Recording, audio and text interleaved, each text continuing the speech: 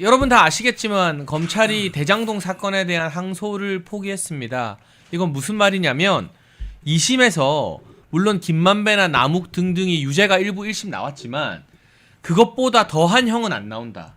결국 유죄 나온 그 대장동 일당의 주장만을 가지고 2심에서 다투기 때문에 사실상 검찰이 반쯤 포기하고 2심 재판을 치른다는 뜻이고요. 네. 저희가 뒤에 자세히 다루겠지만 이번에 환수가 결정된 금액이 한 500억 정도밖에 안 되거든요. 네. 그럼 대장동 일당이 해먹은 거는 8천억이에요. 그럼 8천억 중에 500억 빼고 7,400억이 김만배나 남욱이나 정영학이 깜빵에서 뭐 대충 한 1, 2년 있다가 뭐 형이 감형되든 사면이 되든 나오면 고스란히 걔네들 입으로 다 들어가게 되는 거예요. 그러니까 이런 말도 안 되는 결과가 나와서 일선 검사들 뒤집어지고 뭐 검사장들 항명하고 있는데 총체적으로 이 사태를 좀 어떻게 총평해 주십니까, 박사님? 우선 그 돈 얘기부터 짧게 하면 몇 년 전에 제가 그 여론조사를 하나 보고서 참 마음이 좀 그랬는데요. 네. 고등학생들한테 물어봤어요. 네. 감옥 1년 갔다 오면은 10억 줄게. 그랬더니 거의 대부분이 거의 90%가 넘게 갔다 오겠다고 대답하더라고요. 고등학생들이요. 예. 네. 그러니까 그때는 이 맞아면 이 물질 만능주의, 그 황금 만능주의에 우리 젊은 그 어린 청소년들이 매몰돼 있다, 뭐 이런 거를 비판적으로 보는 논평들이 그때 많이 나왔는데, 네. 그런데 지금 말씀하신 대로 뭐 길어야 8년인데 8년 살고 나오면 저 한 8천억 가까운 돈, 7,500억 가까운 돈이 자기를 기다리고 있다는 거 아니에요? 그러면 단순하게 말하면 1년에 1,000억인 거잖아요. 예, 그렇습니다. 1년에 1,000억이면 하루에 2억인가? 뭐 그 정도 되죠? 네. 자, 그럼 그런데 이 검찰의 존재 이유가 두 가지거든요. 하나는 대외적으로 검찰이 인권 보루, 인권 수호의 최후 보루 이런 거를 캐치프레이즈로 내걸고 있습니다. 네. 그러니까 인권 수호예요.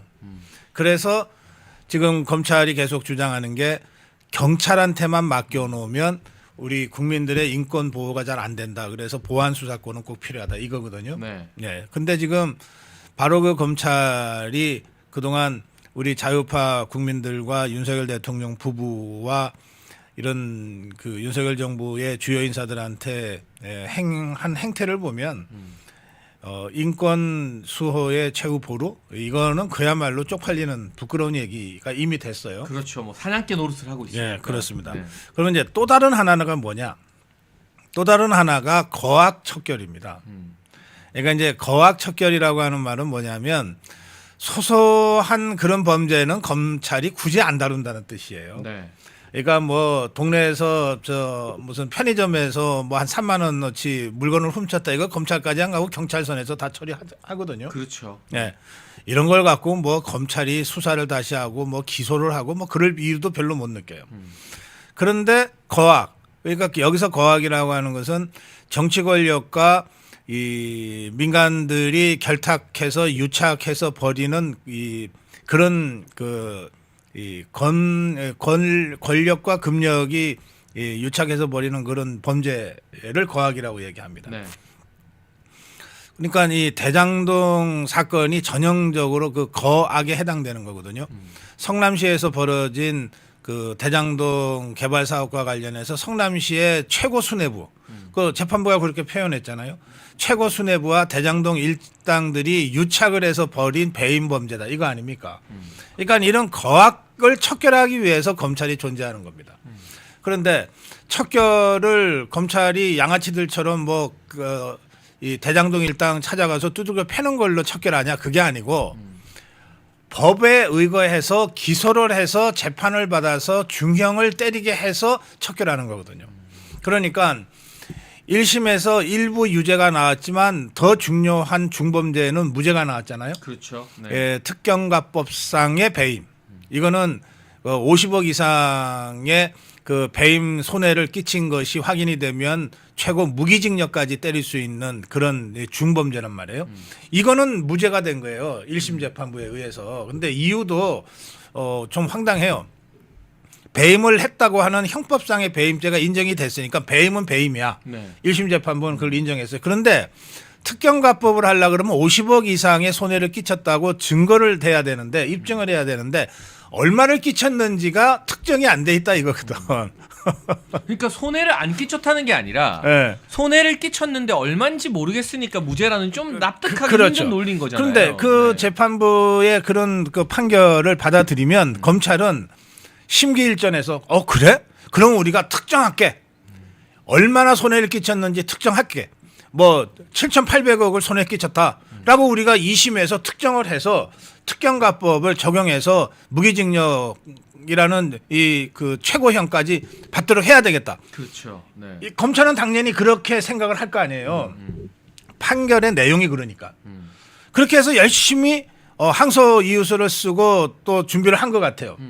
그런데 이것을 수사팀과 그 공판팀이 있습니다. 수사팀은 직접 수사를 담당한 검사들이고 공판팀은 공소 유지를 위해서 따로 준비 그 일하는 팀이거든요. 그 재판하는 팀이죠. 예, 재판하는 팀이에요. 그러니까 수사팀과 공판팀이 합동으로 회의까지 열었어요. 그리고 만장일치로 이거는 우리가 항소해야 돼. 이길 수 있어. 이렇게 해서 항소 의견을 윗선에다가 이제 품위를 했어요. 그 윗선이라는 게 서울중앙지검이니까 서울중앙지검장. 그러니까 서울중앙지검장도 자기가 데리고 있는 수사검사와 공판검사들의 만장일치 의견의 항소 이유를 딱 보고는 이건 해야 돼. 라고 결재까지 했다는 거 아니에요. 그런데 이게 7분 전에 그러니까 항소를 하려고 그러면 일주일 안에 해야 되거든요. 그거 놓치면 끝이죠, 그냥. 네. 네. 그러니까 일주일이 되는 날 그 7분 전에 밤 11시 53분에 위로부터 항소하지 마라고 하는 포기 압력이 들어온 거예요. 이 포기 압력을 중앙지검장이 그때 사표를 내면서 막았어야지. 야, 모든 책임 내가 질 테니까 일단 항소 이유서 접수해. 그랬어야지, 이자가. 맞아요. 네. 그런데 이자가 알았습니다. 그리고서는 밑에 검사들한테 야, 항소 포기해. 라고 지시를 해버린 거예요. 그러니까 이 항소 이유서를 들고 법원 앞에서 몇 시간 동안 대기하던 수사팀이 결국은 항소 이유서 접수를 못한 거예요. 그러니까 이게 사실 제일 나쁜 놈으로 따지면 예. 뭐 이재명이나 정성호 법무부 장관이나 노만석 검찰총장 대행인데 네. 저는 여기서 그 박사님 말씀처럼 네. 정진우 중앙지검장이 네. 나는 항소하자고 했다고 사표를 했는데 네. 그럴 거면 야 내가 책임져 접수해 하고 사표 던져야지. 어차피 던진 그렇지, 사표면. 그렇지. 이 중앙지검장도 비겁하고요. 벨도 없는 자야. 그 공판 검사들 법원에서 기다리던 사람들도요. 예. 미친 척하고 어차피 검찰 다 망하는데 예. 나는 모르겠다 하고 접수를 시켰으면 접수시키고 나 징계하려면 징계해라. 이게 근데 위법이 아니거든요. 네, 그럼요. 이게 뭐 항소 이유서를 넣었다고 해서 그 검사를 징계하거나 뭐 법적으로 처벌할 수 있는 조항이 없어요. 그러니까 이 검사들이 우리가 영화에서 보는 그 나름 배심 있는 검사들은 실제 현실에는 하나도 존재하지 않는 거예요. 그러니까 다 샌님들인 거예요. 예. 그러고 나서 일선 검사들이나 중앙지검장이나 뭐 찡찡거리고 뭐 사표 쓰고 하는 것, 그러니까 노만석보단 나아. 그러니까 노만석, 정성호, 이재명보단 나아. 알겠어. 근데 걔네보다 나아서 뭐 어쩌자고요. 그러니까. 이게 검찰이라는 기관이 완전히 이 자존심도 없고 완전 사냥개가 된 권력의 애완견이 된 모습을 단적으로 위에서부터 아래까지 전 다 보여줬다고 봐요. 네. 하여튼 이제 그렇게 해서 이제 서울중앙지검장이 그렇게 지시를 해놓고 나서 지가 아무리 생각해도 이거는 뭐 이재명이 언제까지 갈지 모르지만 정권 바뀌면은 자기는 바로 직권남용으로 감옥 갈 것 같거든. 그렇죠. 네. 그러니까 사표를 낸 거예요. 그러면서 사표를 내야 지가 나는 사실은 반대, 나는 이거 기소하자고 그랬어요, 항소하자고 그랬어요라고 주장할 수 있는 거 아니에요. 그것도 시간 지나고 나면은 나중에 변명한다는 소리 들으니까 타이밍을 놓치지 않고 4시간 만에 나 그만둘 거야. 그리고 나는 사실은 기소하자 그랬어. 이렇게 해서 딱 방어막 만들어 놓고 뒤로 빠진 거예요. 그러니까 이게 웃긴 게 노만석이가요. 네. 저는 대한민국에서 제일 자존심도 없고 배알도 없는 남자 역사 순위에 이제 노만석 이름이 올라갈 것 같은데 예. 검찰총장 대행입니다. 노만석이 이게 논란이 퍼지니까 처음에 입장문을 내요. 그것도 지가 직접 낸 게 아니라 예. 대검의 차장 통해서. 그러니까 이것도 되게 비겁해요. 예. 입장문을 지가 낸 게 아니라 2인자인 차장한테 시켜서 내게 해요. 총장 대행이. 어. 여기에 무슨 글이 있냐면 나는 정진우 중앙지검장이랑 치열하게 논의했다. 물귀신 작전인 거죠. 그리고 협의했다. 네, 협의했다. 중앙지검장도 항소 포기 동의했다. 예. 그랬더니 중앙지검장이 사표 낸 상태입니다. 이미 다시 입장문을 짧게 냅니다. 그렇죠. 나는 끝까지 항소하자 했다. 예. 이게 무슨 지들끼리 야 너도 하자 했잖아. 아니야 나는 안 했어. 사표 쓰고. 아 이게 뭡니까? 이게 근데 검찰총장 대행이랑 중앙지검장이 보여주고 있는 꼬라지예요 이게. 그런데 역시 이제 싸움을 하면 먼저 사표 내고 싸움하는 쪽이 좀 유리한 것 같아요. 그렇죠. 네. 일단 이게 이제 노만석이라는 자하고 정진우 네. 이 자하고 이제 서로 완전히 입장이 다른 거 아니에요? 노만석이는 서울중앙지검장 정진우랑 다 협의해서 하기로 한 거다라고 하는 거고 정진우는 나는 끝까지 기소하자고 항소하자 그랬는데 노만석이가 포기를 시켰다 이거 아닙니까? 그러니까 사표를 먼저 낸 정진우 쪽이 조금 우세한 거예요. 그러니까 어쩔 수 없이 노만석이가 후퇴를 해. 후퇴를 해서 뭐라 그러냐? 여기 동아일보 단독 기사는 항소 포기 과정에서 용산과 법무부와의 관계를 고려해야 했다. 그러니까 지는 고려하고 싶지가 않았지만 고려하지 않으면 안 될 상황이었다.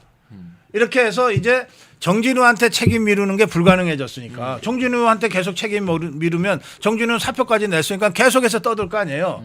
그러니까 노만석이는 정진우랑은 앞으로 계속 이 문제를 갖고 논의하고 싶지 않은 거야. 그런데 대신에 지가 완전히 지가 혼자서 책임 덮어쓰기에는 너무 억울하지. 그러니까 법무부, 그러니까 정성호 법무부, 그다음에 대통령 용산이라고 하는 건 이재명입니다. 이재명이하고 정성호의 관계를 고려해야 했다. 이렇게 고백을 한 거예요. 그러니까 이게 사실은요. 네. 자백이에요. 자백이지. 이게 법무부 장관이나 네. 용산 대통령실이 이 내용을 보고받고 지시를 했다면 네. 이거 여러분 나중에 특검하고 나중에 다 감옥 가요 이걸로. 제가 봤을 때는. 그런데 노만석이 오늘 지시 여부에 대해서는 확답을 안 했어요. 네. 근데 아침에 기자들이 물어봤거든요. 어. 노만석 출근할 때 이거 지시 받았냐? 법무부나 대통령실에. 아니면 지시받지 않았습니다. 제 판단입니다라고 하면 끝나잖아요. 나중에 대답하겠습니다 다음에 하고 얘기하겠다 그냥 들어가요. 다음에 그러면 대답하겠다고. 이 노만석이라는 자는 왜 이렇게 애매모호하게 얘기하냐 이겁니다. 내가 한마디 하면 너네도 죽어. 그렇잖아요. 노만석이가 정성호가 지시했어. 강압적으로 나한테 이거 하라고 했어. 또 얘 이재명한테 직접 전화 받고 지시 받았을 것 같지는 않은데 네. 그래도 어쨌든 용산의 분위기가 이재명이가 사실상 뒤에서 지시한 거랑 똑같아라고 자기는 느꼈다. 여기까지 가면은 이제 정성호 이재명이가 다 같이 죽는 거거든요. 그러니까 거기 그 직전에서 지금 멈추고 있는 거야. 그러니까 저는 예. 노만석이 네. 이게 지금 검찰 역사상 후배들한테 이렇게 욕 많이 먹은 검사 넘버 원이 됐거든요. 하루아침에. 오늘 단독 보도 보니까 박영수보다 더한가? 그러니까 지금 현재 시점으로는 박영수는 이제 지나간 인물이고 어. 노만석이 넘버 원이 된 것 같아요. 예. 오늘 시점으로는. 이원석이 예. 박영수 이원석이보다는 현재 시점에서는 노만석이가 더 찌질하다. 그러니까 나중에 한 10년 지나서는 그게 또 우열이 어떻게 가려질지 모르겠는데 예. 대검 연구관들이 어. A4 용지 한 장짜리 의견을 내면서 노만석 너 사퇴해라 이랬대요. 그렇죠. 그리고 또 다른 단독 보도가 나왔는데 전국 검사장 반발하고 있고요. 여기에 2명이 빠졌습니다. 이재명 정부에서 출세한 임은정, 김태훈을 제외한 모든 검사장들이 다 노만석 입장 요구했습니다. 그리고 여러분 대검의 부장들이 있습니다.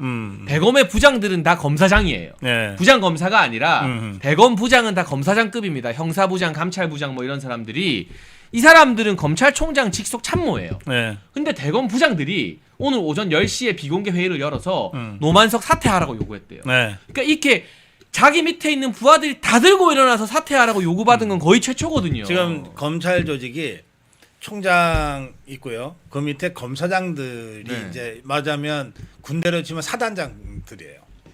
예, 그러니까 총장이 있고 합참의장이나 총장이 위에 있으면 사단장들이 쫙 포진하잖아요. 이 검사장은 사단장급이에요. 그런데 그 바로 밑에 여단장 급되는 사람들이 있어요. 그게 지청장들이에요. 지검보다는 조금 규모가 작지만 그래도 독자적으로 그 지역을 관할하는 지청이 있어요. 그렇죠. 지청장들도 똑같은 입장 표명을 했어요. 그다음에 이제 군단장이나 그 사령관 옆에 참모들 있잖아요. 네. 지금 아까 그 대검의 부장들 네. 얘기했는데 그 바로 밑에 진짜 참모들, 이 대령급 참모들, 그게 연구관들이에요. 연구관들도 집단적으로 입장 표명했어요. 노만석이 사태를. 그러니까 이거는 뭐냐면 군으로 따지면 장군들과 영관급이 거의 전부 다 들고 일어난 거야. 그런데 그 밑에 이제 평검사들은 벌써 이 움직임이 심상치가 않아요. 예, 그래서 지금 이거는 우리가 검난이라고 하는 거를 여러 차례 겪었는데 지금까지 우리가 겪었던 어떤 검난보다도 더 아주 심각한 수준의 검난이 될 겁니다. 그러니까 저것들이 바짝 쫄았어요. 사실은 이재명이 정성호가 바짝 쫄았어요. 이 정도까지 난리 날 줄 몰랐던 거죠. 그래서 누굽니까? 더불어민주당 원내대표 지금 그 김병기. 김병기가 바로 이 상황을 항명이라고 바로 규정하고 나오거든요. 그러니까 이것들 입장에서는 이 정도로 그러니까 검찰을 공중 분해하겠다고 하는 법을 통과시켰을 때도 이 정도는 아니었거든. 맞아요. 네. 이 정도는 아니었는데 지금 그때보다 훨씬 심각하게 검찰 전체가 지금 이재명에 대해서 지금 저항하기 시작했다 말이에요. 그러니까 이런 상황을 어떻게 수습할 거냐? 이를테면 당근 던져서 수습할 상황이 아니에요. 이미 검찰 조직 해체까지 다 결정이 난 상태이기 때문에 줄 당근도 별로 없어. 맞아요. 네. 그러면 오로지 회칙밖에 없거든요. 회초리밖에 없어요. 채찍밖에 없어요. 그래서 이걸 항명으로 규정한 거예요. 그런데 이미 뭐 1년 후면은 나 그만둘 사람들이 거기 수대셌단 말이에요. 검찰에서는 기소청으로 저것들이 만든다 그러는데 수사는 안 하고 기소만 시키는 대로 할. 그리고 이번 사건에서 특히 이 검사들이 눈여겨보는 건 기소청이면은 기소라도 그러면은 기소청으로 변한 후에 검사들한테 자율성이 있을 거라고 나름 생각한 검사들일 텐데 이거 기소도 우리 마음대로 못하네. 항소도 우리 마음대로 못하게 하는데 이렇게 생각하는 거 아니에요. 그러면 정말 검찰의 기소청으로 바뀐 이후에 검찰에 남아있을 사람들 하나도 없어요. 그러면 이 사람들 입장에서는 뭐 1년 후에 옷 벗나 지금 옷 벗나 똑같은 거예요. 오히려 지금 옷 벗고서 변호사 개업 먼저 하는 것이 더 나을지도 몰라. 이렇게 생각을 하면 지금 이 검사들의 이 집단 행동이라고 하는 것은 뭐 정말 이 갑자기 들에 불이 확 타오르듯이 그렇게 될 가능성이 매우 높습니다. 근데 저 김병기나 지금 민주당에서 말하는 친윤 검사들의 항명이다라는 게 왜 말이 안 되냐면요. 지금 사표 쓴 정진우, 정성호가 인사한 거예요. 지금 항명하고 있는 대검의 부장들, 검사장들, 다 지그들이 지청장들 다 지그들이 임명해서 고위직으로 올린 사람들이에요.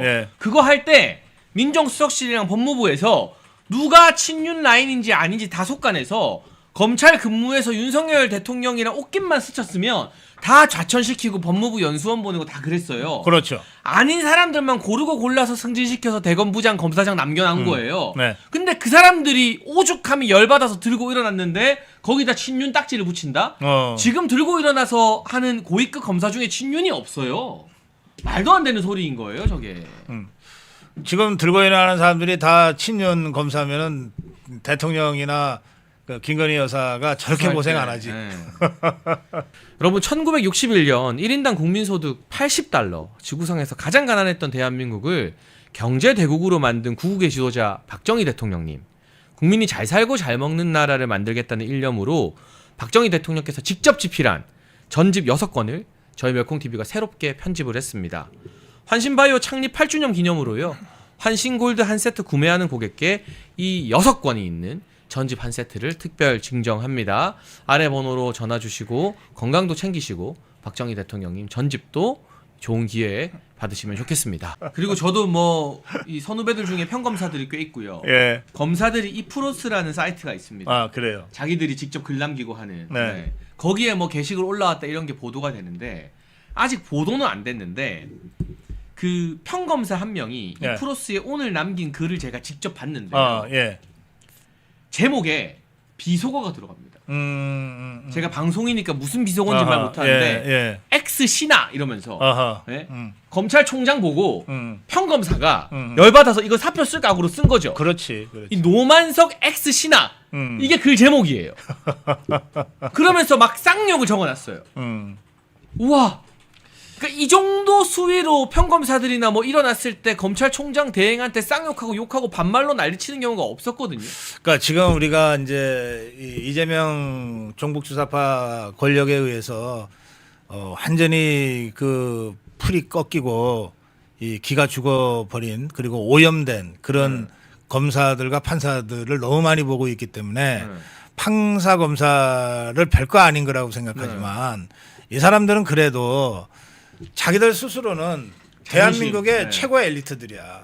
최고의 엘리트들이고 그리고 적어도 그만두고 정관예우로 뭐 몇십억씩 돈 땡기기 전까지는 박봉에 그래도 당당하게 생활하면서 여기까지 온 사람들이 대다수예요. 아니 뭐 판사가 현직에 있을 때 그 거의 수십 년간을 혼자서 점심 먹는 거는 유명한 얘기잖아요. 또 검사들도 웬만해서는 사건 관계자들하고 자리를 같이 안 한단 말이에요. 몇 년 전에 누구랑 밥을 같이 먹었는데 그 사람을 어느 날 자기가 수사를 내고 기소를 하게 됐다는 그것 때문에 사실은 심각하게 어려운 처지에 빠지는 경우들이 드물지 않거든요. 그렇기 때문에 검사들도 현업에 있을 때, 현직에 있을 때는 굉장히 조심합니다. 그래서 이를테면은 뭐 밥을 먹어도 술을 마셔도 뭐 골프를 쳐도 지그들끼리 해. 외부인들을 가급적이면은 빼고 하거든요. 그러니까 나름대로 그런 그 이 원칙을 지켜가면서 자존심 하나 가지고서 어떤 면에서는 버티는 거죠.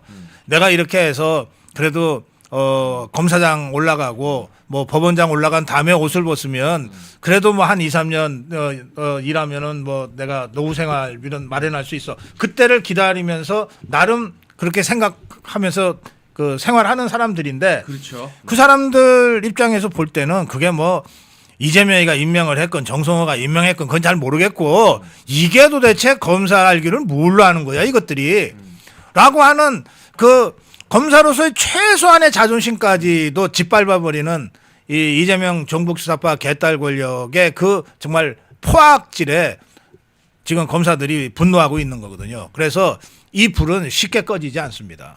근데 지금 집단적인 항명과 노만석 사퇴 요구가 막 들불처럼 번지고 있는데 노만석이 사퇴하는 것들로 해결될 문제는 아닌 것 같고요. 아니죠. 뭐 노만석이가 뭐라고? 그러니까 결국에는 이게 윗선으로 가는 거거든요. 예. 정성호가 이런 이야기를 했어요. 항소가 부적절하다라는 입장이다.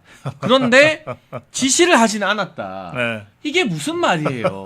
본인이 항소가 부적절하다고 생각하고 그 생각이 아마 검찰 수뇌부한테 전해졌을 텐데 지시는 안 했다는 게 말장난 아닙니까? 정성호가 오늘 좀 길게 얘기했는데 네. 제가 두 가지만 얘기할게요. 조금 전에 우리 장해찬 최고위원이 말씀하신 그 대목 관련해서는 제가 이렇게 말씀드릴게요.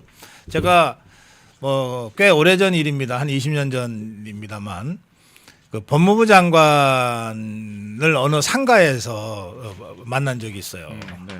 근데 뭐 제가 뭐 장관, 차관, 뭐 총리 이런 사람들은 뭐 이렇게 뭐 만나는 게 크게 어렵지 않아서 뭐 많은 사람들과 제가 이리저리하게 이제 이 인연을 맺었는데 이게 어느 날 갑자기 보니까 대통령 왔나 싶을 정도로 갑자기 막 의전 차량이 몇 대씩 오는 거예요. 네, 네. 도대체 누가 오길래 이래? 네. 그러고 봤더니 법무부 장관이 왔더라고 상가에. 예? 네. 근데 법무부 장관이 오는데 검찰 차장이 뭐하러 오냐고. 그거 수행하러 왔더라니까. 그러니까 이게 법무부라고 하는 게 어느 그 부처보다도 그런 면에서 이 하이어라키, 이 위계 서열이 굉장히 강해요. 그리고 수십 명이 움직이더라고. 그 장관 하나가 상가에 왔을 뿐인데도 제가 대충 어림짐작으로 해서 10명 정도의 이 차장 검사들까지 왔더라고요. 예, 그런 곳이에요. 자, 그러면 거기서 정성호가 지 말로 자기는 지시한 적은 없는데 뭐 재판 잘 됐네. 이건 뭐 항소할 필요가 있어? 라고 그냥 의견을 개진했다는 거 아니에요. 항소 여부를 신중하게 알아서 판단해라. 아, 그리고 알아서 판단해라 그랬잖아. 그러면 그 말을 들은 노민석이는 바로 깨갱하고 대가리 팍 숙이고 알아서 길 수밖에 없지. 그렇죠. 이게 그 명령이라고 하는 게 저 불러다가 노만석이 불러다가 야 이거 항소 포기시켜. 이렇게 하는 바보가 어디 있습니까? 그냥 알아서 해 하지. 알아서 해. 근데 잘 됐구만 재판이. 그러면 나머지는 알아서 하는 거지. 그러니까 이거는 그냥 명백한 지시다라고 저는 정성호의 발언에서 해석을 했습니다. 두 번째는 정성호가 뭐라 그랬는가 하면 재판이 잘 됐구만 하면서 주로 유동규 예를 들었어요. 아니 뭐 검찰이 기소한 것보다도 재판에서 중형이 더 나왔잖아 형이. 이건 성공한 수사고 성공한 재판이구만 이렇게 얘기했어요. 네. 그러면 자 대장동 민간인 일당 5명에 대한 수사가 성공적이었고 재판도 성공적이었다면 그러면 여기에 주범에 해당되는 이재명이에 대한 수사도 성공적으로 돼야 되는 거지. 그렇죠. 네. 재판도 성공적으로 돼야 되는 거지. 그러니까 정성호 이자가 막 급하게 쫓기는 바람에 어떻게든 이 항소 포기시킨 것을 변명하기 위해서 이 재판이 잘 됐고 검찰이 항소할 이유가 없었다. 이걸 설명하다 보니까 지도 모르게 이재명이에 대한 수사도 성공적으로 잘 됐다. 이 얘기를 그냥 실토한 거예요. 네. 그래서 저는 정성호가 이 상황과 관련해서 책임져야 될 부분과는 별도로 정성호의 머릿속에도 이 이재명 수사는 잘 됐어 일단 네. 라고 하는 생각이 숨어 있다 여기에. 그거 저는 이 이재명이가 시급했을 거라고 생각합니다. 그런데 오늘 아침에 이제 정성호가 급하게 부랴부랴 집단에는 불 끄려고 도어 스태핑을 했잖아요. 네. 근데 기자들이 이렇게 질문했습니다. 네. 이 사건 이재명 대통령과 연관성이 있어서 이런 의견 낸 거 아니냐, 이런 결과 나온 거 아니냐. 정성호가 바로 이렇게 버럭합니다. 이 사건과 이 대통령이 무슨 상관인가? 오히려 대통령 고려했다면 다른 의견을 냈을 것이다. 그런데 이재명과 무슨 상관인지는 제가 설명해 드릴게요. 이 대장동 1심 판결문에서요. 이재명이란 이름이 총 몇 번 나오는지 아세요? 390번. 401번. 401번. 네. 그걸 더 셌구나. 총 401번 나온대요. 401번. 401번. 아니 판결문에 이재명 이름이 401번이 나오는데 네. 이게 이재명이랑 상관이 없고 그냥 여기서 끝나야 되는 수사인 겁니까? 이게 성공한 수사면 당연히 이재명에 대한 수사 재판도 재개되면 이재명도 무조건 깜빵 간다는 거잖아요. 그 1심 판결문에 장해찬이나 고성국이 이름 나온대요? 없죠. 안 나오죠. 우린 관계가 없어요. 우린 나올 수가 없죠. 네. 이름이 나가면 한 번이라도 나오면 관계가 있으니까 나오는 거거든. 와, 저도 놀랐어요. 401번이라는 말을 듣고. 와. 그래 지금 이 정성호도 변호사 출신의 법률가잖아요. 네. 근데 이자가 너무 지금 다급한 거예요. 그래서 이재명과 이 사건이 관계없다고 하는 황당한 말을 했어요. 지금 이재명과 정진상이는 이번에 1심 나온 대장동 일당 5명과 별도로 이 5명과 별도로 똑같은 대장동 사건으로 재판부만 달리해서 재판받고 있어요. 어떻게 관계가 없어. 그게 지금 중단돼 있는 거죠. 어거지로 예. 사실은. 이재명만 중단돼 있고 정진상이 재판은 계속되고 있거든요. 아니 박사님 돈 이야기도 조금만 해볼까요? 예, 그러세요. 이거 7,400억 날라가면 김만배나 남욱이나 정영학이나 이런 인간들이 제일 바라는 건 예. 야 어차피 나 이렇게 주목받았는데 약간 빵에 들어가는 건 어쩔 수 없어. 한 몇 년 몸 베리고 거기서 규칙적인 생활하다 나와서 한미천 챙기겠다는 건데 그걸 그대로 다 입에 다 찔러 넣어줬어요. 그게 몇 년쯤 될까요? 우선 돈 얘기 전에. 이게 가면 더 줄겠죠. 그렇죠. 이게 지금 남욱이가 4년이고 김만배가 8년이거든요. 네. 유동규도 8년입니다. 네. 그러면 제가 보기에 2심으로 가면 유동규는 지금 올려치기 당한 거 아니에요. 그렇죠. 네. 그러면은 이 아무 올려치기 이득 본게 없는데. 네. 올려치기 당한 유동규는 감형이 크게 안 될 거예요. 반면에 김만배 남욱이 등은 감형이 대폭 될 겁니다. 그럼 한 4년 정도로 푹 잘라서 2심 대법까지 가서 한 4년으로 확정되었다고 치고요. 그리고 나면 벌써 감옥살이 한 것이 그 확정될 때쯤에는 2년 이상 감옥살이를 하게 될 거예요. 그러면 그 다음에 이재명이가 사면복권 특사로 풀어줘 버리면 끝나는 거예요. 그렇죠. 네. 그러면 이 김만배 남욱이 일당들은 깨끗하게 깔끔하게 이 대장동 사건을 마무리 짓고 나와서 이제 합법적으로 쓸 수 있는 돈이죠. 그 대장동 저수지에 그 담가놓은 이 돈을 자기들끼리 역할 분담에 따라서 나눠 가지고서 그거 가지고 평생 떵떵거리며 살 겁니다. 근데 누구도 시비 걸 수가 없어요. 지금 상황이 그렇습니다. 그리고 보니까요, 남욱이요 재판 받으면서 말을 좀 바꿨대요. 네. 자기가 그동안 이재명한테 불리하게 했던 진술이 검사한테 협박받은 거다. 음. 오늘 그걸 또 정성호가 인용을 했는데 그 대가인지 남욱 추징금은 여러분 예. 빵원입니다. 빵원. 그럼 남욱은 갔다 오면은 몇백억 부자 되는 거예요. 남욱이는 나타날 때부터 아주 이상했잖아요. 예. 이게 미국에 도망가 있다가 갑자기 지가 지발로 걸어왔어. 뭐 와이프는 기자고 막 했는데. 예. 네. 지가 지발로 걸어와 가지고서 그때부터 재판할 때마다 정치 국면이 바뀌면 말이 바뀌어요. 요렇게 바뀌면은 말을 요렇게 바꾸고 요렇게 바꾸면은 말을 요렇게 바꾸고 그래서 가장 정치적으로 이 노란한 자거든요. 그러니까 지금 이재명이 정권 잡았으니까 이재명한테 조금이라도 도움이 되는 식으로 해서 형량도 제일 적고. 근데 오늘 정성호가 실제로 예. 남욱 발언을 인용을 했는데요. 예. 남욱이 재판에서 이런 말을 했대요. 검사가 가족 사진 보여주면서 협박하더라. 칼로 찌른다고 하더라. 뭐 배를 가른다고 하더라. 이런 말을 하지 않았냐라면서 정성호가 검찰 탓을 해요. 근데 상식적으로 저도 여러분 검찰 조사받고 제가 지금 대법원으로도 사건 가 있고 저 보수 진영에서 검사 제일 싫어하는 사람 한 명만 꼽으라면 저예요. 너무 시달리고 있거든 이 정치 네. 검사들한테. 근데 그 어떤 검사도 요즘 세상에 가족 사진 보여주면서 협박하고 뭐 칼로 배를 찌른다 이게 불가능합니다. 이게 핸드폰 들고 들어가서 다 녹음할 수도 있고 옆에 변호인들 있고 하는데 그게 말이 됩니까? 그러니까 이런 식으로 민주당이 원하는 대로 검사를 악마시켜 주니까 기가 막히게 남욱은 거의 1,000억 정도 벌었는데 1원 한 장 안 돌려줘도 되는 거예요. 그럼 남욱은 4년 다 살고 나와도 1년에 연봉이 거의 250억이에요. 아니 당신 배는 칼 안 들어가냐고 했던 것은 옛날에 양모시기가 협박했을 때 썼던 말인데. 진짜 말도 안 되는 소리를 하고 있어요. 그걸 또 법무부 장관이 인용을 해요. 법무부 장관이. 아니 그러면 검찰은 법무부 장관이 책임지잖아요. 네. 그러면 만약에 정성호의 저 말이 사실이라면 그 검사 찾아가지고서 바로 저 감옥에 보내야지. 진상조사 해야죠. 그냥 말하고 넘어갈 일이 아니지. 아니 무슨 지가 오탄이에요? 연봉을 1년에 250억을 받게? 감옥 있으면서?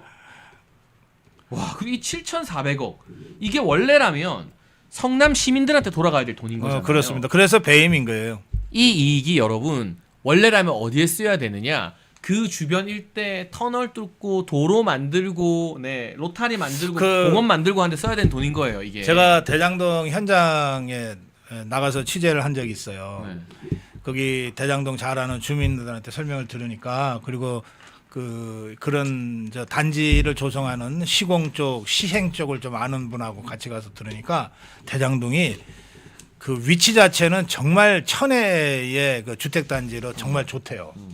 그런데 지금 우리 장혜선 최고위원이 잠깐 말씀하셨는데 그게 시내로 나가는 쪽에 터널만 제대로 뚫리면 맞아요. 네. 그야말로 그 황금 부지와 같은 곳이고 그런데 전체적으로 이게 너무 돈을 많이 빼먹어서 그런지 터널 쪽도 제대로 정비가 안 돼 있고 그리고 단지 자체가 좀 엉성하게 돼 있다.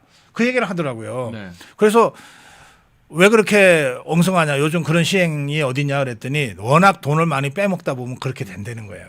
그게 그렇게 해서 빼낸 돈이 7,800억이라는 거죠. 그러니까 여러분 저도요 사회생활하면서 뭐 건설한다 시행한다 하는 분들 많이 만나봤거든요. 네. 아파트 하나 시행하면 대박이 납니다.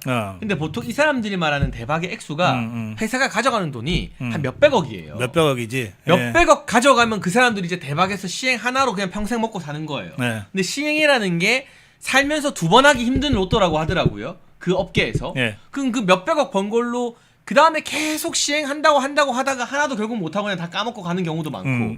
근데 이번 케이스처럼 한 회사가 뭐 여러 개를 한 것도 아니고 네. 한 아파트 단지 하나 개발해서 네. 8천억을 남겨먹는다?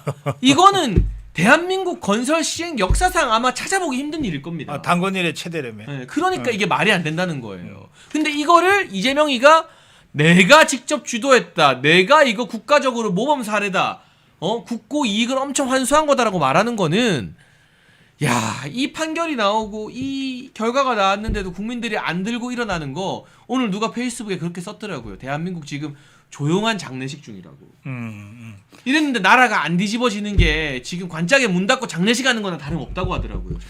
여러분 1961년 1인당 국민소득 80달러, 지구상에서 가장 가난했던 대한민국을 경제 대국으로 만든 구국의 지도자 박정희 대통령님, 국민이 잘 살고 잘 먹는 나라를 만들겠다는 일념으로 박정희 대통령께서 직접 집필한 전집 6권을 저희 멸콩TV가 새롭게 편집을 했습니다. 환신바이오 창립 8주년 기념으로요. 환신골드 한 세트 구매하는 고객께 이 6권이 있는 전집 한 세트를 특별 증정합니다. 아래 번호로 전화 주시고 건강도 챙기시고 박정희 대통령님 전집도 좋은 기회에 받으시면 좋겠습니다. 분위기가 참 재밌는 게 이게 지금 모두가 다 비슷하게 느끼는 것 같아요. 이거 예상보다 더 커지고 있는데 어떻게 보시나요? 예상보다 커져야죠. 근데 그렇죠. 이게 참 좀 가슴 아픈 게 이 검찰의 항소라는 것이 결국에는 지금 재판부의 판단에 불복하겠다는 거 아닙니까? 승복하지 않겠다는 거거든요. 그리고 이게 굉장히 드문 거예요. 검찰이 항소를 포기한다는 게 굉장히 그렇죠. 드문 겁니다. 왜냐하면 검찰들은 이에 맞는 법적 구형을 때렸고 그리고 여기 판결에서 이게 좀 완화가 됐는데 이거보다 더 필요하다라고 보는 거예요, 죄를. 그렇죠. 그래서 실제로 검사들의 구형이 1%뿐이 안 돼요. 1% 안팎이에요. 이 항소를 포기하는 항소 게 포기하는 항소 포기가 1% 안팎인데 이마저도 뭐냐면 음주운전, 단순 폭행, 네. 그리고 단순 절도 이런 것들만 그러니까 이거 굳이 항소 가봐야 실익이 없다. 왜냐면 뻔한 거다. 이미 이제 사실관계가 아주 단순하고 뭐 더 그렇죠. 이상 이제 뭐 쟁론할 만한 게 별로 없는 경우에 그렇게 하는데 이거는 그마저도 1%. 이건 복잡하고 굉장히 네. 중대한 범죄잖아요. 그러니까 그마저도 1%다. 그러니까 그마저도 1%니까 검사들이 봤을 때 구형이 적절하게 나왔네. 뭐 이거 굳이 항소할 필요 없네. 할 때 이마저도 1%인데 그럼 정치 권력 다툼이라든지 예를 들어서 정치 범죄라든지 이렇게 권력형 지금 어떠한 배임 문제라든지 이런 건들은 전무예요. 있을 수가 없는 일이에요. 이건 지금 검찰이 자존심을 다 내려놨다는 것이고 정확히 얘기하면 검찰이 권력에 굴복했다가 맞는 표현인 것 같아요. 그렇죠. 검찰 권력에 내부에서도 굴복했다. 검찰 네. 내부에서도 나오는 목소리 그거예요. 가장 부끄럽게 굴복했다. 그래서 제가 어제 최고위 논평에서도 이런 말을 했는데 부모님들 등골 빼면서 긴 시간 공부했던 분들 아니냐. 대한민국 정의를 바로잡기 위해서. 그렇죠. 그리고 그 힘들다는 아무도 시도조차도 못하는 사법고시까지 패스한 대단한 분들 아니냐. 그렇죠. 대한민국 국민들로부터 존중받고 존경받는 분들 아니었냐. 그리고 아직까지도 사회 정의를 위해서 힘쓰는 검사가 한 트럭 두 트럭은 될 것인데 이 검찰 후배들 정말 쪽팔리게 만들었다라고 제가 오죽하면 표현을 했겠습니까? 그러니까 이거. 그거 아주 네. 공감하고 자괴감 느낄 것 같아요. 제가 솔직한 심정으로 이게 최고위 테이블에서 쪽팔리다 이런 표현 적절치가 않아요. 그렇죠. 근데 제가 이 발언만큼 적절한 표현을 못 찾겠더라고. 이거는 지금 대한민국 검사들 전체를 쪽팔리게 만든 결정이에요. 맞습니다. 이거 어떻게 권력에 굴복합니까? 대한민국에서 검사마저 권력에 굴복하면은 대한민국이 어떻게 권력에 저항을 할 수가 있습니까?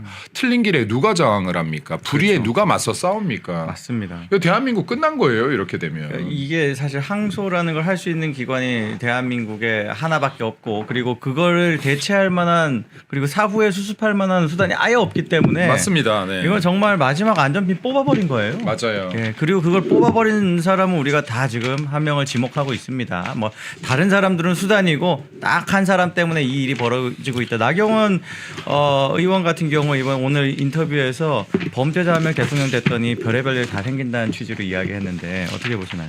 지금 이게 뭐 100번 1000번 맞는 말이죠. 지금 이게 정상적인 사람이 대통령이 됐다라고 하면 검찰을 이렇게 압박할 이유 자체가 없는 거죠. 그렇죠. 지금 이재명 정권에서 가장 우선 과제는 이재명의 사법 리스크를 어떻게 해야지 없앨 수 있냐를 보는 거예요. 맞습니다. 야, 어떻게 해야지 도대체 이재명의 사법 리스크를 없애고 이 권력을 유지할 수 있을까? 이 권력을 더 강화시킬 수 있을까에 초점이 맞춰져 있으니까 무리수를 두는 겁니다. 예를 들어 일반적이고 정상적인 사람들이라면 무리수 둘 이유가 전혀 없죠. 그렇죠. 근데 이제 무리수를 둬야 되는 거예요. 맞습니다. 왜? 이재명 사법 리스크 막아야 되니까. 지금 이게 정권 바뀌고 나서 무리수 둔 것들만 한번 보자고요. 예를 들어서 유죄 취지 파기환송되었던 것들 이거 대법원에서 혹시라도 재판 속개하면은 야, 이 정권 끝날 수 있겠구나. 대통령 당선 무효될 수 있겠구나. 되겠구나 하니까 사심제를 들고 나왔어요. 재판 중지법을 들고 나왔어요. 근데 재판 중지법이 저항에 크게 부딪히니까 야, 그거 재판 중지할 필요 없어. 원래 대통령은 재판 중지되는 거야. 지금 이런 취지로 얘기를 해버리는 거 아닙니까? 그러면서 뭘 들고 왔습니까? 법원의 법관들의 인사를 자주유지할 수 있는 위원회를 국회에다 만들어 버리겠다는 거 아닙니까? 그렇죠. 그럼 이 말은 지금 법관의 사법부의 독립을 해치면서 국회가 앞으로 판사들 인사권에 영향을 미치겠다는 거예요. 그렇죠. 이거 상권 분립이 아니죠. 깨지는 거죠. 그렇죠. 네. 아예 그럼 지금 여기에서 이것뿐만이 아니라 대법관 증언 늘리겠다. 온갖 짓을 지금 다 하고 있는 거예요. 자, 그리고 배임죄 없애겠다. 자, 그럼 배임죄 같은 경우가 대장동이나 백현동 아닙니까? 자, 그럼 지금 배임죄 같은 거 없애겠다라고 했는데도 불구하고 이거 혹시나 하니까 지금 종범이라고 봐야 돼요. 종범. 여기에 지금 실무자에 지나지 않는다고 말했던 유동규 등등등 지금 이거 굉장히 큰 형을 받았는데 일원이 불안하니까 이거는 야, 검찰 항소 포기해 하고 있는 거 아닙니까? 이재명 재판 결국에는 수혜자가 이재명 되는 거 아닙니까? 이거. 그렇죠. 자, 그러면 이런 식으로 해서 대한민국 사법 체제를 흔들고 상권 분립을 깨트리겠다라고 하면 이거 대한민국이 무너지는 거예요. 끝나는 거예요. 그리고 이걸 마지막까지 지켜줬어야 되는 사람들이 검찰이고 법관이에요. 맞습니다. 자기들이 지키려고 했던 세상, 자기들의 이 사명이 깨지고 있는 거잖아요. 그렇죠. 네. 근데 여기서 이거 100개를 들어요? 그러니까 이게 어떻게 보면 직업적 자존심이 완전히 무너질 만한 상황인데 그래도 상관없다라는 식으로 가는 사람들이 지금 만들고 있는 결과인 것 같아요.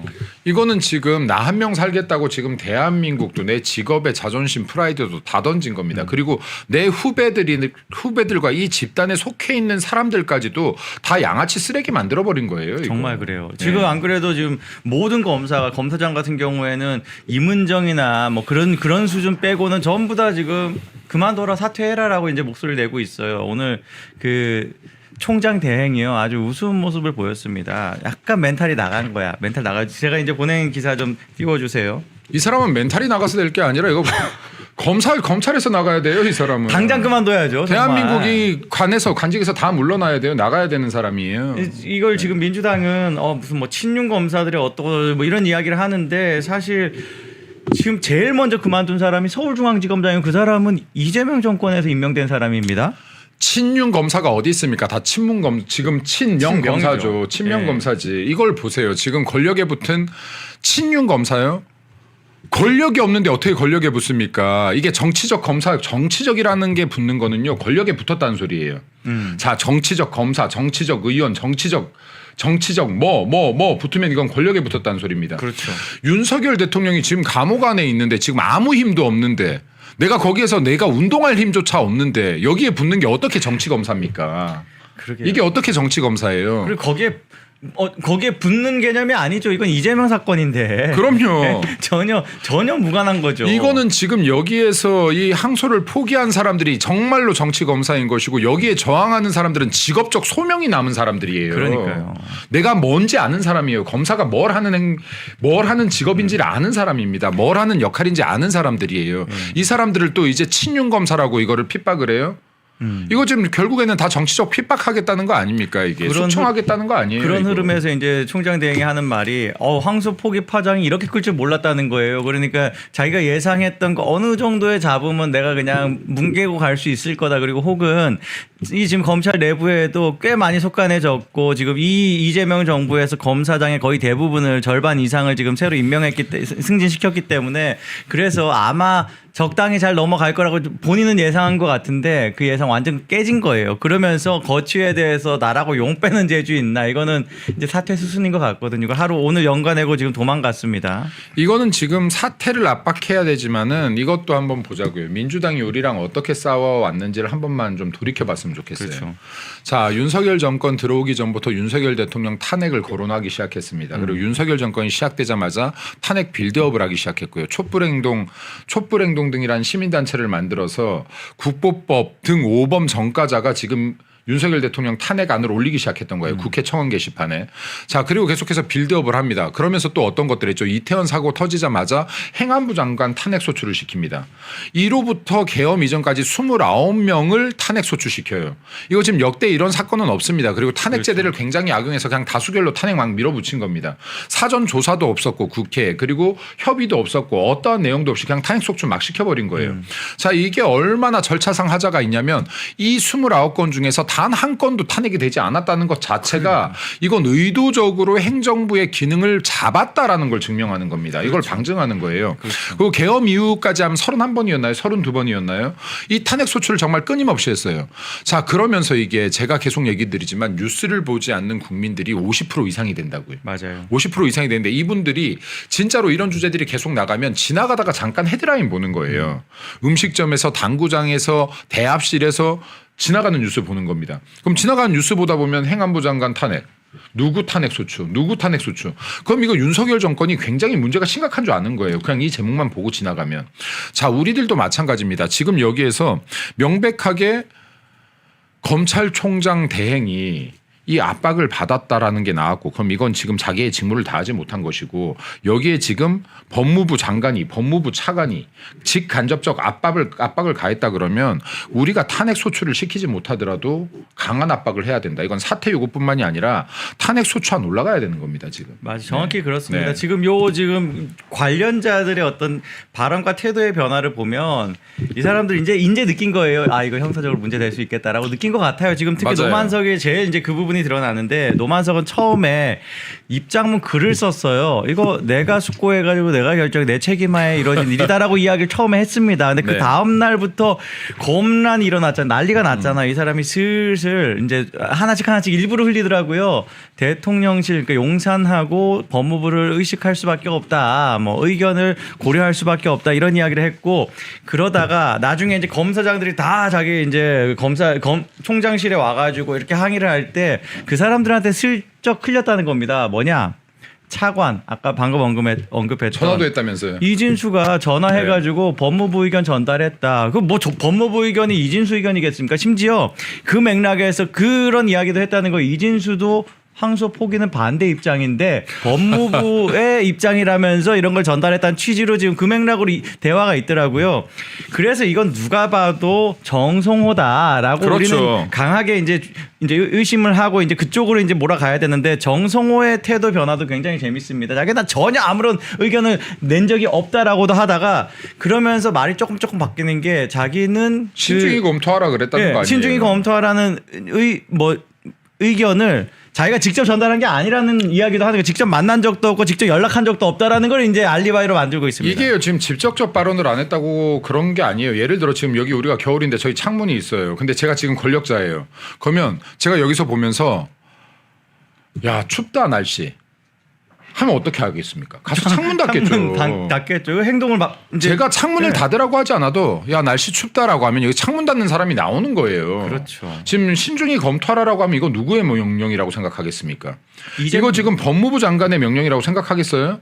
이재명이죠. 이거에 지금 압박받으면은 결국에는 야 이거 항소 포기하라는 소리구나. 항소 포기하자. 가 되는 거죠. 예를 들면 그거 항소하면 너네 재미없어라고 하면 순수하게 재미가 없는 거구나라고 받아들이겠습니까? 아니잖아요. 그럼요.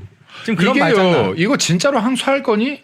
만 해도 이거 압박인 거예요. 그렇죠. 근데 신중히 검토해. 자 이게 아무리 웃으면서 말해도 이거 신중히 검토하세요. 그게 더 무서워요. 더 무서워요. 더 무서워. 이게 어떻게 압박이 아닙니까? 이거는요 수사가 올라가야 되는 거예요. 누가 감히 대한민국 검찰에 이런 압박을 가하는지 어떤 권력들이 지금 검찰에 항소 포기를 하게 만드는지 전무한 사건을 잊게 만드는지 이거 확인해야죠. 그래서 일단 노만석 정도는 형사적으로 굉장히 강하게 이제 들어가고 그러면서 바로 이제 정성호까지 가서 그 다음에 이제 자백해라. 계속 우리가 그런 식으로 몰아갈 수 있을 것 같거든요. 이거는 형사적으로 일단 사건화가 됐습니다. 그리고 뭐 고발도 여러 건 들어가고 지금 국민의힘 차원에서도 고발이 들어간다고 탄핵도 한다라고 이야기하고 있고 국민의힘의 특검도 이야기하고 있고요. 특검도 이야기해야죠. 당연히 국정조사나 특검 이야기해야 되는데 이럴 때 특검을 하는 거라고요. 제가 특검 제도에 대해서 몇 번이나 얘기했지만 행정부가 검찰에 인사권을 쥐고 있기 때문에 제대로 된 수사가 될 수가 없다. 그렇죠. 그렇기 때문에 이렇게 행정 정부가 잘못했었을 때 야당이 특검을 요구하는 것이지 맞아. 지금처럼 여당이 야당 그것도 전직 대통령을 향해서 지금 특검을 하는 거는 이건 말도 안 되는 짓거리예요. 그러니까요. 자, 그러면 우리가 특검 요구하면 민주당이 받겠느냐? 안 받겠죠. 안 받겠죠, 당연히. 지금. 마찬가지로 탄핵도 표결 넘어가겠느냐? 못 안 넘어가겠죠. 예. 자, 그러면 우리가 싸울 방법이 없는데 어떻게 할 거냐? 그래도 싸워야죠. 그렇죠. 그래도 싸워야죠. 이게 계란으로 바위치기로라도 싸워야죠. 설령 계란으로 바위 못 깨도 더럽히기라도 해야죠. 이거 국민들한테 알리기라도 해야죠. 싸워야죠. 싸우는 수밖에 없는 거예요. 국민에게 네. 알린다는 게 이런 거죠. 우리가 지금 힘이 없어가지고 그거를 이뤄내진 못하지만 이 잘못은 탄핵당할 잘못이다라고 우리가 정의한다는 것. 그런 액션을 보이는 것도 정치적 의미가 크다. 지금도 이게 중요한 거죠. 예를 들어서 우리들이 이재명의 유죄 취지 파기환송을 아무리 주장해도 지금 이거 당장 재판 속개가 이루어지지 않아요. 우리한테는 그럴 힘이 없어요. 그럼에도 불구하고 지금 여론조사 그렇죠. 최근에 있었죠. 그러면 이재명의 재판이 재개돼야 된다라고 생각하는 지금 국민 여론이 50%가 넘은 거 아닙니까? 맞습니다. 이런 게 우리가 싸우는 목적이라고요. 이런 것들로 흔들어 놔야 돼요. 그러니까 네, 흔들어야. 예. 네. 요 지금 이 어떤 숫자 차이를 보면 재판제가 필요하다가 50.2%, 불필요하다가 42.4%. 그리고 다른 여론조사에서 이거보다 더 큰 격차로 이제 찬성이 많은 경우가 더 많이 있습니다. 그런 여론조사가. 그리고 최근에 많이 줄어든 게 이거거든요, 사실은. 그 전에는 70% 가까웠어요. 그래서 이거를 우리가 계속 싸워내야 된다. 싸워서 국민 여론이 이재명 재판이 재개돼야 된다라고 외쳐야 되고 이재명 사법부 건들지 마라. 재판 그리고 검찰들 이거 항소 포기하면 안 된다. 이미 이거 돌이킬 수 없지만 이거에 대한 규탄들이 이루어져야 되고 결국에 우리 진영을 넘어서 더 많은 국민들이 뉴스를 보지 않는 정치 무관심층인 국민들까지도 분노하게끔 만들어야 이거의 싸움이 시작됩니다. 본격적인 싸움이. 그러려면 우리가 싸우는 수밖에 없다. 왜? 레거시 미디어가 안 내보내주니까요.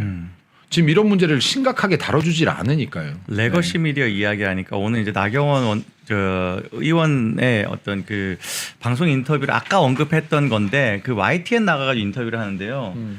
와 장난 아니더라고 무서워요. 못 봤어요. 왜요? 그 진행자가 김영수인데 김영수 앵커가 이런 식으로 진행을 해요. 모든 질문이 전부 다 정성호의 의견으로 질문이 들어가요. 정성호가 이렇게 이야기했으니까 거기 한번 반박해봐. 이거 전부 다 질문이 다 그래. 그런데 다른 건 그렇다 칠 수 있는데 뭘 던졌냐면 남욱이가 재판장에서 완전히 말도 안 되는 쇼를 한 게 있거든요. 검사가 나한테 칼 들이대고 협박을 했다라는 식으로 주장을 했고 뭐 전혀 입증도 없고 검찰은 강하게 반박을 하고 뭐 그런 상황들이 있었는데 그걸 질문을 하면 그걸 이야기하면서 마치 그게 기정사실이고 거기에 대해서 입장을 내야 되는 것처럼 질문을 했어요. 지금 이 대한민국 진짜로 이게 그 저 몇몇의 저런 식으로 지금 완전히 편향돼서 언론을 보도하는 사람들 때문에 수많은 언론인들이 같이 욕을 먹고 있는 거고요. 그리고 지금 저런 항소를 포기하겠다는 결정을 내리는 저 높으신 분들 검찰들 때문에 검찰 전체가 욕을 먹고 있는 겁니다. 그렇죠. 그리고 이게 단순하게 욕을 먹는 게 아니에요. 이번에 검찰이 포기한 건 이거 항소 포기를 한 게 아닙니다. 대한민국을 포기한 거예요. 이거 지금 항소를 내던진 게 아니에요. 대한민국을 내던진 거예요. 이거 어떻게 검사들이 분노하지 않겠습니까? 이거 내 직업에 대한 프라이드가 있는 사람들이 뭐 어떻게 이걸 화내지 않겠어요. 검찰이 더 이상 권력을 견제하지 못하는 세상인 겁니다. 지금 거의 네. 능멸입니다. 능멸. 네. 개무시당하고 있어요. 예. 그리고 제가 좀 특이하게 본 게 정청래 반응이 굉장히 안 나왔어요. 원래 김병기가 하는 걸 정청래가 약간 좀 미친 척하고 해야 되는데 김병기가 하고 난 다음에 한 이틀 지나가지고 오늘 이제 방금 나오더라고요. 정청래 반응이.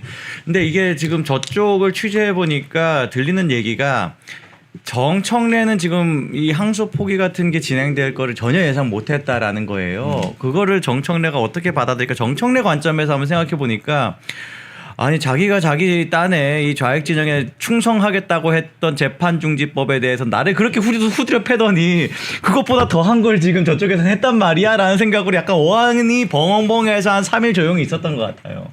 어떻게 보십니까? 이 와중에도 지금 지금 명청대전이 벌어지고 있고 예. 제가 볼 때는 아직 명청대전이 가지 못한다. 그러니까 네. 우리가 여기에 조금 희망을 갖고는 있는데 왜냐하면 그러기에는 지금 너무나 이 허니문 기간에서 벗어나지 못했고 어떻게든 간에 지금 언론들이 이재명을 띄워주려고 하고 있고 그럼 지금 이게 정청래가 여기에 맞서기에는 지금 저는 역부족이라고 본다. 그래서 지금 우리가 이게 작은 거에 기대하기는 쉽지가 않기 때문에 이런 지금 민주당 내 내분에 기대하기보다는 어떻게 해야지 우리가 전투력을 하나라도 더 올릴지 고민해야 되는데 맞습니다. 제가 국민의힘 최고위원으로서도 국민 여러분들께 죄송한 것들이 꽤 있어요. 왜냐하면 이게 이때까지는 분명히 국감 시즌이었어요. 그럼 국감도 싸우는 방식이 하나이기 때문에 그렇죠. 이거를 포기할 수는 없다. 네. 근데 이제 국감이 끝났으면 또 빠르게 전열 정비를 하고 국감을 통해서 민주당의 약점이라고 파악되는 부분들 또 우리들이 들고 이거를 가지고 또 집중적으로 싸워야 되는데 물론 끝난 지 며칠 안 됐습니다만은 이러한 지금 공격력들을 저희들도 더 강화할 수 있도록 하겠습니다. 그리고 국민 여러분들께서 답답하시더라도 좀 더 힘내시고 그리고 아까도 말씀드렸지만은 마음이 많이 지치시면 또 이렇게 너무 들여다보지 마시고 하루라도 쉬시기도 하시고 하셨으면 좋겠다는 말씀드려요. 제가 그 지도부 이제 최고위원을 모셔놓고 이제 이런 말을 드리게 되는데요. 지난주 금요일 날 이 일이 있을 때 여러 가지 상황들이 있습니다. 일단 요게 지금 아직 지금 항소장에 안 들어가고 있다라는 보도가 그 지금 시간을 도과하기 전에 보도가 있었어요. 한 10시쯤부터 있었고 그리고 나서 그게 딱 이제 지금 지나가고 나서도 거기에 대해서 참 이제 국민들이 잠도 안 자고 거기에 대해서 많이 이야기하고 있었을 때 저는 너무 안타까웠던 게 국민의힘 지도부에서 여기에 대해서 좀 비상하게 타이밍 맞게 순발력 있게 대응하는 모습이 생각만큼 나오지 않았다고 저는 느끼거든요. 그리고 저도 예. 동감합니다.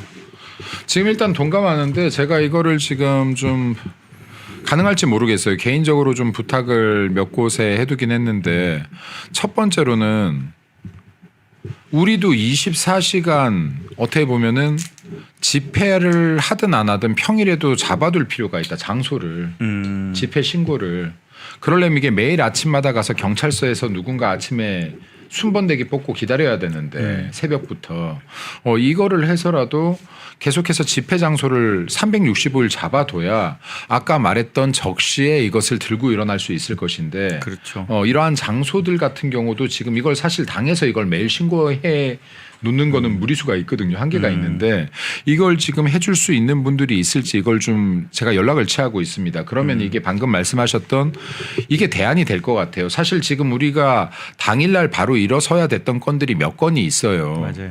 양평 공무원 사건도 사실은 그래요. 그날 바로 맞아요. 들고 일어섰어야 돼요. 맞아요. 양평 그럼- 공무원도 네. 오늘 하나 뉴스 나온 게 있거든요. 네. 그 사람 필적 감정을 결국 다 한 거예요. 그리고는 동일인이 맞다라는 얘기 이렇게 늦게 지금 이야기를 합니다. 그러니까 이게 이렇게 시간이 지나서가 아니라 그날 바로 들고 일어섰어야 되고 분향소도 쫙 깔렸어야 되는 것이고 사실 지금 양평 공무원 이분의 죽음 얼마나 억울합니까 이게.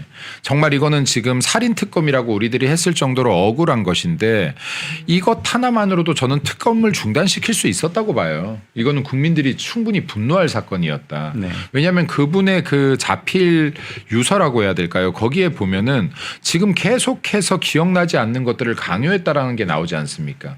진술을 계속해서 강압했다라는 게 나오잖아요. 그럼 이거는 지금 스스로 목숨을 끊었다고 볼 수 없는 거예요. 그렇게 할 수밖에 없게 만든 거예요, 이거. 그렇죠. 이것만으로도 지금 이 특검이 더 이상 이렇게 길어질 수가 없는 것이었다. 근데 지금 이런 것들도 사실은 시기적절하지 못했던 거죠. 물론 그 다다음 날에 국회 안에 우리가 분향소를 차리기는 했지만 이게 국회 안이어서는 안 되는 거죠. 밖이었어야 되는 건 거죠. 이거 시민들이 누구나 올 수 있는 곳이었어야 되는 거죠. 네. 그래서 지금 이렇게 되면 이제 소통이 된 거예요. 그러니까 많은 외부의 이제 시민들이 애국 시민들이 지도부가 무슨 생각을 하고 있는지 잘 모른다라는 게 지금의 어떤 생각이거든요. 그런데 이 지도부에 지금 일단 어떤 단계로 어떤 방식으로 어떤 투쟁의 빌드업이잖아요. 이게 처음부터 그냥 꽝 터지는 것도 아니고 할지에 대해서 고민을 하는 사람이 있고 그런 이야기가 진행되고 있고 그리고 실제로 지금 오늘 이제 게릴라성으로 국민의힘 40명이 항의 방문을 하는 그런 그림이 있었습니다. 이런 게 이제 그 다음 단계로 나가는 에스컬레이트하는 그런 어떤 빌드업으로 저는 이제 해석이 되는데 사실 이게 국회의원 40명이 나갔다라고 하면 거의 전체가 나간 거나 마찬가지예요. 그러니까 이게 왜냐하면 우리가 80여 명 중에서 지금 이게 진짜로 이게 선 일정들로 꼼짝도 못하는 사람들이나 국회에 지금 급한 일이 있는 급한 이 다른 외적인 투쟁들도 있거든요. 이걸 제외하고는 지금 거의 다 나갔다고 봐야 되는데 이런 부분들도 사실은 국회의원을 넘어서 원외 당협위원장들이나 다 모일 수 있으면 더 좋았겠다. 라는 저도 아쉬움은 있습니다. 맞습니다. 그리고 저는 이제 이거는 게릴라성으로 급하게 이제 간 거고 사실 일요일에 뭔가 비상의총을 하자라고 했는데 뭐 다른 어떤 지방 일정들 때문에 또 지방의 중요한 공식 일정 때문에 약간 거기에 미뤄진 상황도 있었더라고요. 그리고 나서 월요일부터 계속 지금 그래 송원석 원내대표도 그렇고 이제 이렇게 지금 일정들을 만들어 가고 있습니다. 그리고 거의 뭐 매일 지금 하는 어떤 투쟁의 모습이기 때문에 그 다음에는 또 어디에서 어떤 강도로 투쟁을 할까에 대해서 기대하면서 보게 돼요. 그리고 그런 게 결국에는 저는 이렇게 생각을 합니다. 이게 국회의원들만의 혹은 당인들만의 투쟁이라기보다는 시민들과 함께하는 그런 투쟁의 그림이 되어야지 파괴력이 있을 거라는 예상을 하거든요. 시민들과 함께하는 투쟁이 아니면 이길 수가 없어요. 여기 그러니까 이거 되게 중요해요. 시민들만의 투쟁은 민주당이 관심도 갖지도 않아요. 또 이게 이미 이거는 이 단계는 우리가 냉정하게 봐야 돼요. 민주당이 관심이 없어요. 근데 여기 강화문에 우리가 그렇게 많은 사람이 모여도 한번 쳐다보지도 않아요. 방송에 한번 나오지도 않아요. 근데 또 국민의힘만의 투쟁 가지고는 힘이 없어요. 결국에는 시민과 국민의힘이 같이 가야 되는 것이다. 라는 말씀을 드리는 것이고 또 내일 아마 저희들이 규탄대회가 내일 오전 11시에 국회에서 열릴 거예요.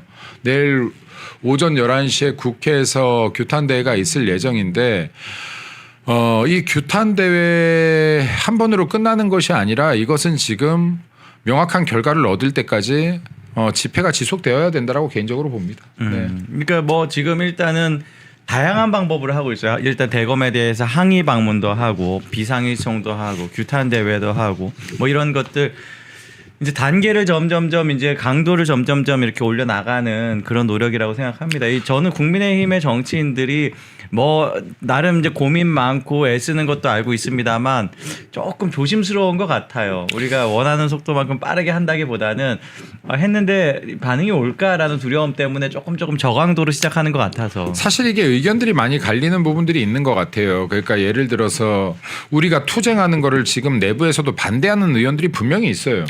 이렇게 투쟁하면 안 된다. 이렇게 하면 지금 우리 지역은 내년에 다 진다.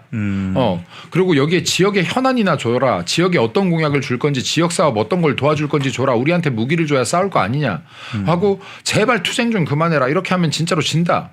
이런 의견들도 굉장히 많아요. 그러니까 이런 의견들이 발목을 잡고 있는 것이고 그럼에도 불구하고 싸우겠다는 의지를 가진 분들이 밖에 나와서 이제 싸우는 거예요. 이거 한 걸음씩 나가고 있는 거예요. 그나마 싸우는 일부가 지금 끌어가고 있는 거네요.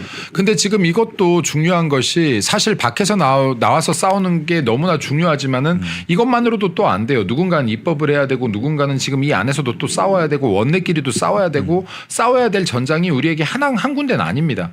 자, 그러면 예를 들어 얼마 전에 제가 사전투표 48시간제를 얘기했어요. 그럼 지금 여기에도 관심을 보이시는 의원들이 있어요. 이거 입법을 지금 이제 검토를 하시는 분들도 있어요. 예. 자, 그럼 이분들은 이 안에서 또 싸워야죠. 그렇죠. 이건 지금 다른 사람이 할 수 없는 거잖아요. 그렇죠. 이분들이 밖에 나와서 투쟁할 시간에 이분들은 이거를 해야지 맞죠. 뭐 지금 그건 네. 오로지 원내에서 이제 진행되는 일이니까. 그리고 마찬가지입니다. 이런 것들도 예를 들어서 진짜로 우리가 뭐 탄핵을 하든 아니면 국감조사를 준비를 하든 사퇴 요구를 하든 이러한 부분들도 마찬가지로 또 원내에서 해야 될 것들이 있어요. 그럼 여기서 원내에서 일하는 분들은 놀고 있는 게 아니라 이분들도 투쟁하는 거예요. 네. 그럼 이게 전투 현장이 여러 곳이다. 지금 동시다발적으로 일어나고 있는데 이것이 어찌됐든 간에 더 효율적이어야 된다. 더 강력해야 된다. 네. 더 목소리가 커져야 된다. 그러려면 정말 우리가 정말 그 애국 시민들까지 다 합쳐가지고 한번 모두가 다 한 자리에 모여서 팡 하고 터지는 그 순간이 결국에는 와야 된다라는 생각이 듭니다. 그 2019년에 조국 사태 때 다 생생하게 기억하시잖아요. 우리가 광화문 그냥 미어 터지게 그냥 모였던 거. 저도 그때 홍콩에서 넘어와가지고 그게 처음부터 그러지 않았어요. 그러니까 이게 당시에 자유한국당이 토요일 날마다 집회를 열면 처음에 그렇게 많이 왔던 게 아니에요. 처음에는 이게 각 당협에서 동원됐어요. 근데 그때는 인원수가 내려왔어요. 아예. 최소 250명씩 동원. 숫자 세겠다 그랬어요. 자, 그럼 이게요. 전국에 250개 당협이 넘어요. 264개 아니에요. 그럼 벌써 몇만 명이네요. 몇 명이에요, 벌써 이게. 예. 근데 지금 이것만 해도 어마어마한 숫자인데 국민의힘이 이렇게 모인다라고 하니까 자발적인 시민들도 모이죠. 근데 이게 주기적이 되게 중요한 거예요. 제가 볼 때는. 주기적으로 이 시간에 여기에서 열리니까 국민들이 이제 알아가고 여기가 집중돼서 여기를 중심으로 모이는 거예요. 그럼 국민의힘이 장애 집회를 하는데 어마어마한 숫자가 모이는 겁니다. 진짜로 여기 강화문에서 서울역까지 나가버리는 거예요. 그렇지. 그랬었지. 네, 그랬었어요. 맞아요. 그리고 네. 그때 지지율이 좁혀져요. 예, 지지율이 박빙을 이뤄요. 그래서 이거는 지금 한 번 싸우는 게 중요한 게 아니라 사실은 지속성이 굉장히 중요하다. 이 지속성을 우리가 끌고 갈 수 있다라고 하면 장애투쟁이라고 하는 것들은 지금 레거시 미디어가 마비된 상황에서 굉장히 중요한 역할을 차지한다라고 봅니다. 물론 원내에서 할 일이 있고 또 저희들도 안에서 싸워야 될 일이 있어요. 근데 이러한 전투 현장이 여러 개라고 했었을 때 장애투쟁도 굉장히 큰 포지셔닝을 갖는데 이 부분을 더 강화시키고 집중시키기 위해서는 국민의힘이 지속적인 장애투쟁은 반드시 필요하다. 왜냐하면 국민의힘이 중심이 되는 순간 장애투쟁 세력들이 분열할 수가 없어요. 그러니까 분열이 제일 안 돼요. 지금 벌써 지금 약간 네. 좀 눈치채셨잖아요. 저야 자체로 눈치를 나가시니까. 채죠. 저야 눈치를 예. 채는데 이런 장애투쟁 세력들이 분열할 수가 없어요. 그때는. 왜냐하면 그렇죠. 국민의힘만이 제도권이에요. 정확히 얘기하면. 국민의힘만 제도권입니다. 제도권 밖에서만 싸우는 건 어떤 힘도 맞아요. 없어요. 솔직히. 맞아요. 예. 이게 제도권과 결합이 돼줘야 돼요. 네네. 제도권과 결합이 돼야 되는 거고 제도권에서도 제도권 안에서만 싸우는 건 제가 볼 때 의미가 없어요. 이게 결합이 돼야 되는데 이걸 결합을 시킬 수 있는 유일한 창구가 국민의힘이에요.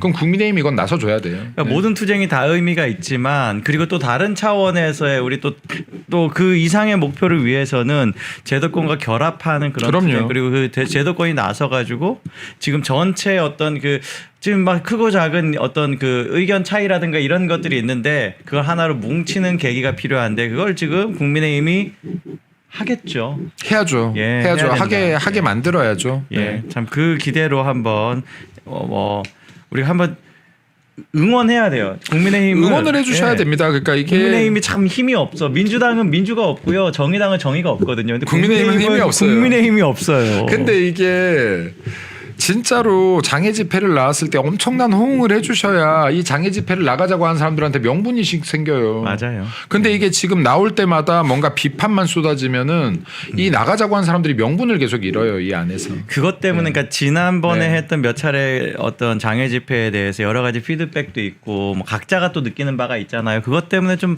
생각이 복잡해진 것 같아요. 또 오히려 아내가 목소리가 대래 커져 버리는 거예요. 그러니까요. 장애 집회에서 뭐 얻을 건데 봐봐. 별로 반응도 안 좋네.